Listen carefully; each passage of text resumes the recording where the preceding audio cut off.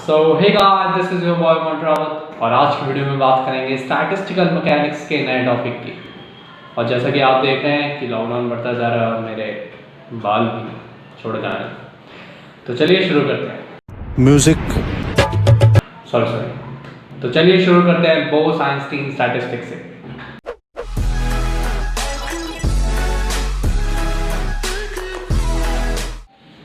तो सबसे पहले बात करेंगे कि बोस-आइंस्टीन स्टैटिस्टिक्स होता क्या है।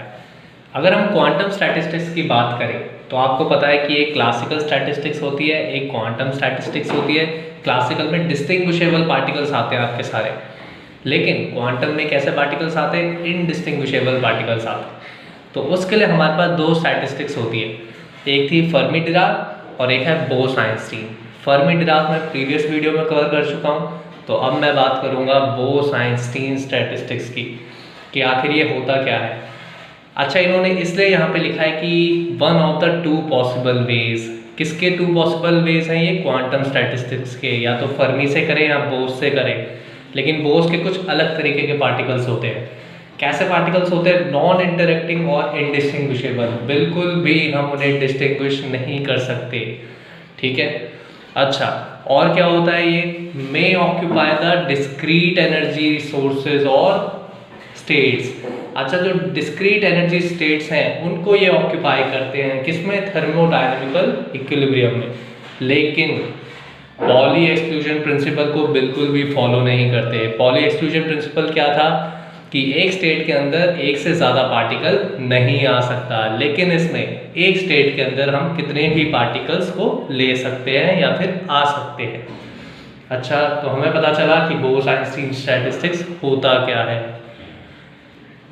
अब सवाल आता है कि किसने ये आइडिया हमें दिया, ठीक है। तो ये जो थ्योरी थी ये हमारे ग्रेट साइंटिस्ट सत्येंद्र नाथ बोस जी ने दी थी, और इसको फर्दर अडॉप्ट किया था किसने?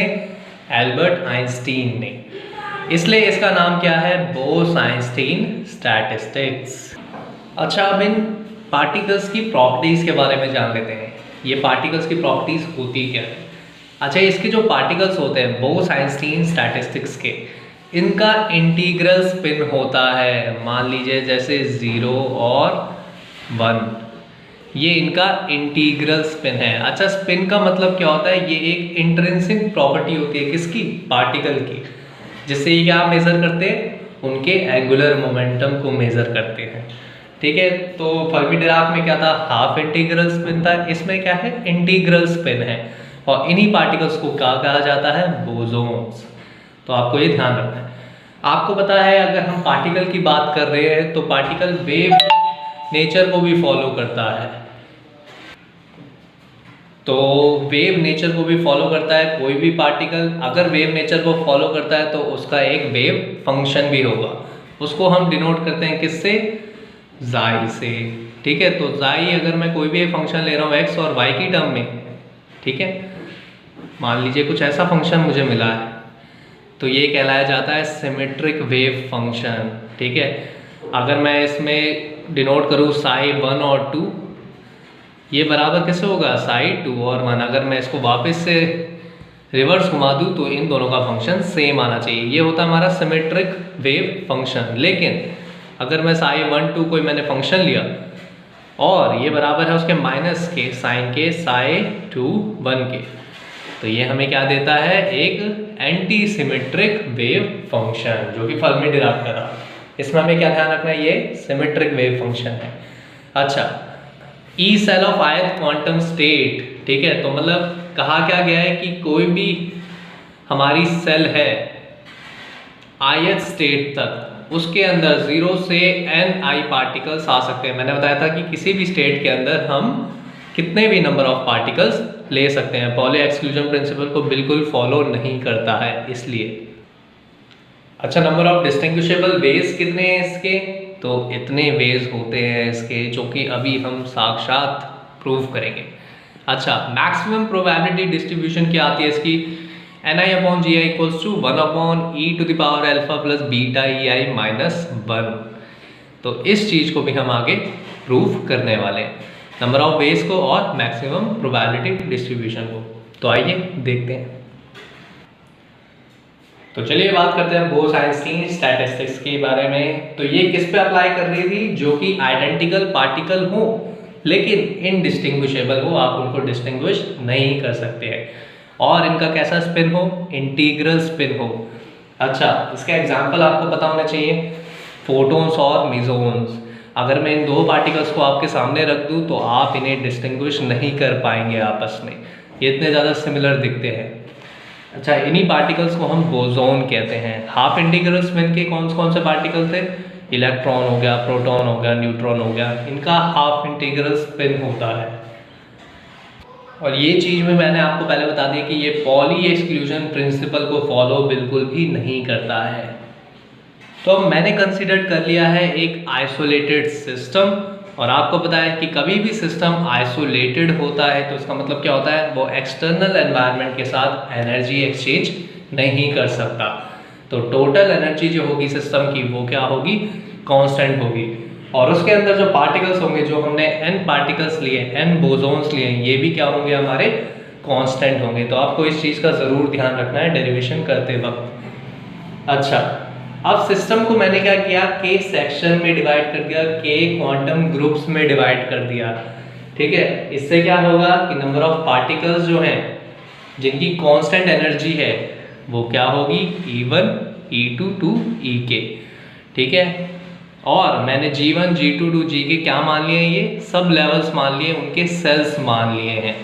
ठीक है, हमने पहले भी बात की थी इसकी। तो ये सारे के सारे हमारे क्या है? शेल्स। ठीक है, इनको हम डीजेनरेसी भी कहते हैं और स्टैटिस्टिकल वेट भी कहते हैं हाईएस्ट लेवल के। ठीक है, तो जो पार्टिकल G1 में है N1 to Nk तक, उनकी क्या एनर्जी है? E1, और G2 में जो है पार्टिकल्स, उनकी क्या एनर्जी है? E2। और अब फाइंड आउट करेंगे हम इसकी थर्मोडायनेमिकल प्रोबेबिलिटी को। तो आइए देखते हैं। अच्छा, तो मैंने कंसीडर कर लिया है एक सिस्टम। कैसा सिस्टम है ये? आइसोलेटेड सिस्टम है, और मैंने इसको डिवाइड कर दिया किसमें? के नंबर ऑफ शेल्स में। मान लीजिए 1, ये 2, ये 3 और ऐसे सो ऑन टू के तक, जैसा कि मैंने आपको बताया था। तो मैंने एक आइसोलेटेड सिस्टम लिया और मैंने इसको के सेक्शन में डिवाइड कर दिया है। ये जो पहला कंपार्टमेंट है, इसमें क्या है? हमारे G1 नंबर ऑफ शेल्स हैं, और कितने नंबर पार्टिकल्स हैं इसमें? N1 नंबर ऑफ पार्टिकल्स हैं। ऐसे ही दूसरे केस में भी होगा, इसमें G2 नंबर ऑफ सेल्स हैं और इसमें N2 नंबर ऑफ पार्टिकल्स हैं। ठीक है, अच्छा, तो अभी हम बात करेंगे रिवाइंड जाके, दैट इज मैक्रो और माइक्रो स्टेट की। और अगर हम मैक्रो और माइक्रो स्टेट की बात करें फॉर द इनडिस्टिंग्विशेबल पार्टिकल्स के लिए, तो मेरे पास नंबर ऑफ पार्टिकल्स कितने थे इस केस में? 3 थे, और शेल्स कितनी थी? 2 थी, जिसे मैंने बॉक्सेस भी कहा था। तो इनकी मेरे पास प्रोबेबिलिटी कितनी आ रही थी? 1/4, और टोटल अरेंजमेंट कितनी आ रही थी? 4। तो अगर मुझे इसकी 4 अरेंजमेंट लानी है तो मैं इसकी प्रोबेबिलिटी को देखो कैसे लिख सकता हूँ। अच्छा, मेरे पास नंबर ऑफ पार्टिकल्स कितने हैं? 3 पार्टिकल्स हैं, और G सेल्स हमारे पास कितने हैं? यहाँ पे 2 शेल्स हैं। अच्छा, तो देखिए प्रोबेबिलिटी मेरे पास कितनी आ रही थी इसकी? टोटल अरेंजमेंट कितनी आ रही थी? 4। अगर देखिए मुझे 4 यहाँ पर लाना है तो मैं क्या कर सकता हूँ? n में अगर G को प्लस कर दूँ, मतलब 3 + 2 कर दूँ और -1 कर दूँ, तो कितना आ जाएगा? हमारे पास 4 आ जाएगा। यहाँ पे आपको फैक्टोरियल लगाना है। ऐसे ही नीचे भी अगर मैं n पार्टिकल्स का फैक्टोरियल लूँ, 3 का फैक्टोरियल लूँ, और नंबर ऑफ शेल्स में से 1 माइनस कर दूँ और इसका फैक्टोरियल, तो इसका देखें आंसर क्या आएगा? यहाँ पे तो आया 4 फैक्टोरियल, और नीचे क्या आ जाएगा? 3 फैक्टोरियल इंटू 1 फैक्टोरियल। तो इसका आंसर क्या आ जाएगा हमारे पास? 4 × 3 × 2 × 1, और यहाँ पे आ जाएगा 3 × 2 × 1। ये दोनों कैंसिल आउट, डेट इज 4। तो हमारे पास अरेंजमेंट कितनी आ गई? 4। तो मतलब मैं प्रोबेबिलिटी को ऐसे लिख सकता हूँ। तो देखें हम इनकी हर शेल की, मतलब G1 की, G2 की, 2K शेल्स तक, क्वांटम ग्रुप्स तक, देखिए कैसे प्रोबेबिलिटी को लिखते हैं। तो ये मैंने एक फर्स्ट कंपार्टमेंट के लिए प्रोबेबिलिटी लिखी, तो ऐसे मुझे हर की प्रोबेबिलिटी लिखनी पड़ेगी। ठीक है, तो ये मैंने 2 की लिखी है प्रोबेबिलिटी, 2 शेल्स की, सेकंड शेल की, सॉरी। तो ये आ गया मेरे पास G2 - 1 का फैक्टोरियल। ऐसे सो ऑन करते करते हमारे पास क्या आ जाएगा? Nk + Gk -1 फैक्टोरियल अपॉन में n के फैक्टोरियल g के -1 फैक्टोरियल।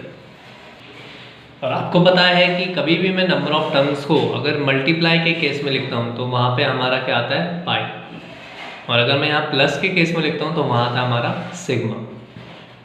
तो यहाँ मैं लिखूँगा i is equals to 1 to k ni plus G I -1 का फैक्टोरियल दैट इज n के फैक्टोरियल g के -1 का फैक्टोरियल। तो ये आती है हमारी थर्मोडायनेमिकल प्रोबेबिलिटी जो मैंने आपको अभी पहले दिखाई थी, जिसे हम प्रूव करेंगे। तो ये थे हमारे क्या डिफरेंट नंबर ऑफ बेस। ठीक है, अब हम क्या निकालने वाले हैं इसकी मैक्सिमम प्रोबेबिलिटी डिस्ट्रीब्यूशन। ठीक है, और आपको पता है कि जब हम कभी भी बात करते हैं मोस्ट प्रोबेबल मैक्रो स्टेट की, ठीक है, तो हम क्या करते हैं उसके साथ लॉग का यूज़ करते हैं, लेकिन इस फॉर्मूले को हम थोड़ा सा और रिड्यूस करके लिखते हैं। तो आइए देखते हैं। और जैसा कि मैं आपको बता दूं कि हम मोस्ट प्रोबेबल माइक्रो स्टेट की बात करें, मैक्रो स्टेट की बात करें, तो उसमें क्या होता है एन और जी की वैल्यू बहुत ही ज़्यादा लार्ज होती है। तो इस केस में हम क्या करेंगे, जो ni प्लस जी आई -1 था ये अप्रॉक्सीमेटली किसके इक्वल हो जाएगा ni प्लस जी के, एंड जो जी आई -1 था उसको हम मोस्ट प्रोबेबली क्या कर देंगे जी लिख देंगे, क्योंकि अगर इतनी बड़ी वैल्यू में से 1 को भी माइनस करूँ तो कोई फ़र्क नहीं पड़ेगा, इसलिए मैंने इसको क्या लिख दिया ni प्लस जी। अब यहाँ से हमारा प्रोसेस जो है वो सारी स्टैटिक्स जो हमने अभी तक की हैं उनकी जैसा है, सिमिलर स्टेप है। अच्छा, मैंने बताया था ये अब हमारी क्या बन चुकी है, कौन सी स्टैटिस्टिक्स थी इसकी, ni प्लस जी अपॉन में ni फैक्टोरियल और जी फैक्टोरियल, ये हमारी प्रोबेबिलिटी आती है। तो यहाँ पे थोड़ा चेंजेस के लिए k नहीं आएगा, यहाँ आएगा i आएगा। ठीक है, तो अब आपको पता है कि हम क्या करते हैं, सॉरी हम लॉग का यूज़ करते हैं दोनों तरफ। तो हम क्या करेंगे, हम लॉग का यूज़ करेंगे। तो हम लॉग का यूज़ करेंगे किसमें, इस वाले डिस्टिंग्विशेबल बेस में। ठीक है, तो इस पे हम यूज़ करेंगे लॉगरिथम का।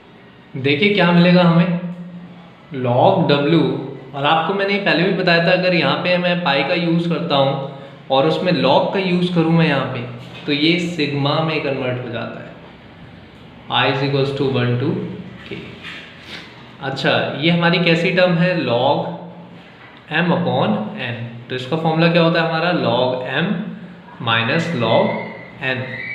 ठीक है, तो यहाँ पे मैं यूज़ कर दूंगा उसको log ni plus G I factorial minus, अच्छा जो log n है हमारे यहाँ पे पूरा है, तो log mn की भी कुछ प्रॉपर्टी होती है, क्या होती है log m plus log n, यही होती है। ठीक है, लेकिन यहाँ पे माइनस का साइन है तो अंदर क्या आ जाएगा हमारे यहाँ log ni फैक्टोरियल, प्लस था वो तो यहाँ पे प्लस माइनस माइनस हो जाएगा log जी आई होप आपको ये चीज़ समझ में आई होगी। इसको मैं क्या नाम दे रहा हूँ, इसको मैं दे रहा हूँ इक्वेशन नंबर फर्स्ट।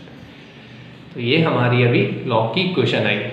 अच्छा, आपको पता है कि कभी भी फैक्टोरियल वाली टर्म आती है तो हम क्या यूज़ करते हैं, यूजिंग स्टर्लिंग फॉर्मूला।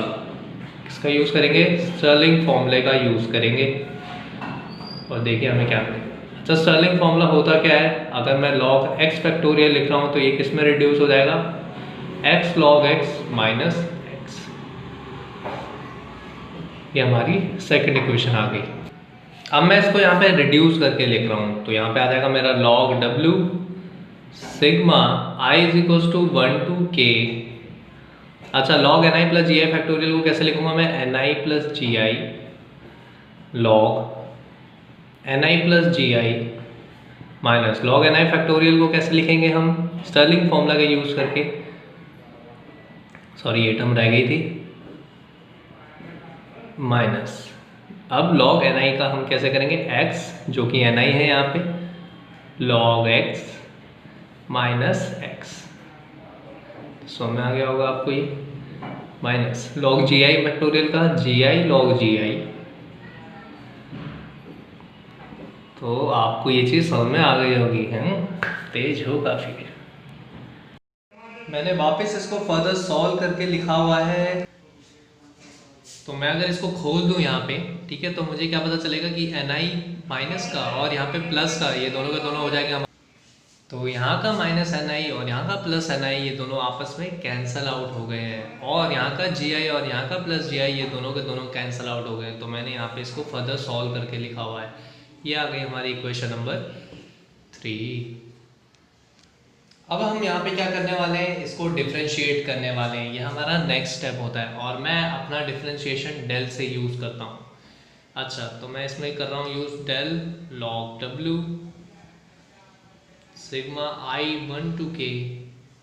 अच्छा, N I plus G I, ठीक है। यहाँ पे प्रोडक्ट रूल लगा रहा हूँ, पहले को मैंने लिखा, इसका डिफ्रेंशिएट करूँगा तो क्या आ जाएगा मेरे पास 1 में एन आई प्लस जी आई, और फंक्शन का वो करूँगा मैं यहाँ पे डिफ्रेंशिएशन तो क्या आएगा del N I plus zero मैंने यहाँ पे इसलिए लिखा क्योंकि जी आई जो है वो कांस्टेंट नंबर है, तो कांस्टेंट नंबर का डिफ्रेंशिएशन हमेशा 0 आता है।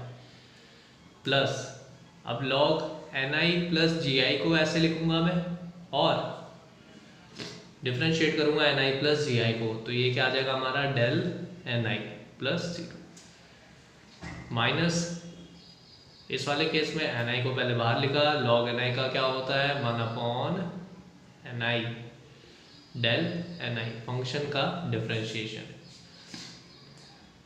प्लस लॉग एन आई को मैं बाहर लिखूंगा और डेल एन आई का मैंने डिफ्रेंशिएशन किया है,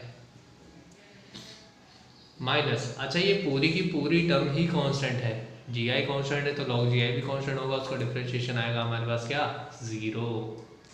सो इसे काट के और इसे पीट के जो भी हमारे पास आया है वो मैंने यहाँ पे लिख दिया है, del log W log N I plus G I del N I minus log N I del N I. तो ये हमारे पास इक्वेशन आती है, इक्वेशन नंबर 4। फर्दर लॉग वाली टर्म को यूज करना है हमें आगे, तो उसको फर्दर सॉल्व करने के लिए हम यूज करते हैं लैग्रांजेस मल्टीप्लायर्स का। तो आइए देखते हैं।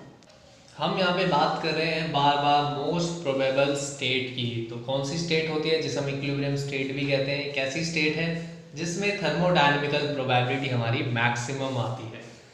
आपको पता है मैक्सिमम आती है तो लॉग डब्ल्यू क्या होगा हमारा 1 और डेल लॉग डब्ल्यू क्या होगा 0। ये सारी चीज़ें हम अपनी प्रीवियस वीडियोस में कर चुके हैं।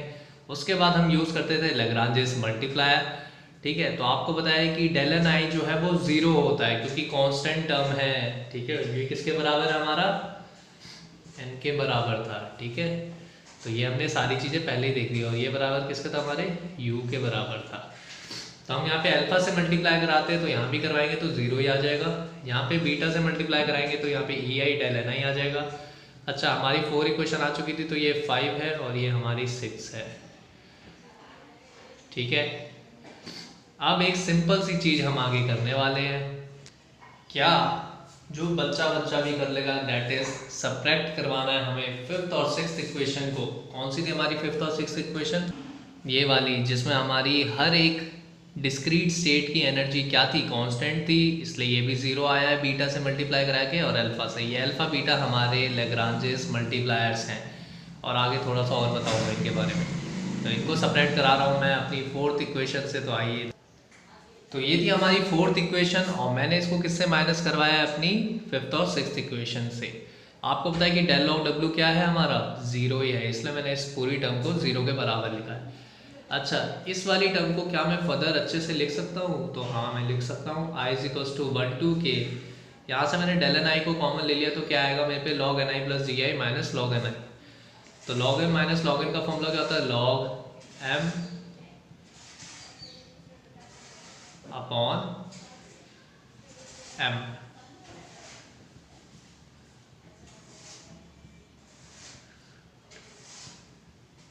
Alpha N I minus i = 1 to k beta E I del N I equals to में 0। तो ये हमारी थोड़ी सी रिड्यूस फॉर्म होके आई है। फर्दर इस चीज़ को सॉल्व करेंगे तो देखिए हमें क्या मिलता है। सो मैंने क्या किया है कि डेल एन आई को इन सब में से कॉमन ले लिया है और उसको बाहर लिख दिया, बाकी अंदर की टर्म आ गई है। आपको पता है sigma i 1 to k del N I ये हमारा 0 है और ये पूरी इक्वेशन भी 0 के बराबर है, तो इस अंदर वाली टर्म को भी 0 के बराबर होना ही होगा। तो क्या आ जाएगा हमारे पास log N I plus G I upon N I minus alpha minus beta E I equals to में 0। आगे से सॉल्व करते हैं तो हमें क्या मिलेगा, log ni plus G I upon N I equals to में alpha plus beta E I, ये माइनस का अल्फ़ा और माइनस का बीटा ई आई उधर चला गया है तो प्लस का हो जाएगा। और आपको ये भी पता है कि अगर मैं log को दूसरी साइड ले जाता हूँ तो ये e टू द पावर में कन्वर्ट हो जाता है, e to the power alpha beta E I, ये हमारी टर्म आ गई है। इसको मैं दोनों तरफ डिवाइड करा सकता हूँ क्योंकि ये कॉमन डिनोमिनेटर है इनका, तो एन आई अपॉन में N I plus G I upon में एन आई इक्वल्स टू में ई to the power alpha plus beta E I, ये टर्म तो हमारी वन हो गई, दोनों कट जाएंगे तो वन को मैं उधर भेज दूंगा तो क्या आ जाएगा, जी आई अपॉन में एन आई इक्वल्स टू में ई to the power alpha plus beta E i minus का वन। लेकिन मुझे क्या चाहिए, एन आई की वैल्यू चाहिए, नंबर ऑफ पार्टिकल्स चाहिए इन बीटा और अल्फ़ा की टर्म्स में। तो मेरा क्या आ जाएगा, एन आई अपॉन में g i equals to one upon e to the power alpha plus beta E i minus one. तो ये था हमारा Bose Einstein statistics, where alpha और बीटा क्या थे, chemical potential of a system थे। अल्फ़ा की वैल्यू क्या आती है, तो अल्फ़ा की वैल्यू होती है हमारी माइनस यू अपॉन के टी, वेयर के इज़ द बोल्ट्जमैन कांस्टेंट और बीटा इज इक्वल्स टू के बी टी। तो ये चीज़ आपको पता होनी चाहिए। और ये थी हमारी डेरिवेशन किसके लिए, बोस आइंस्टीन स्टैटिस्टिक्स के लिए।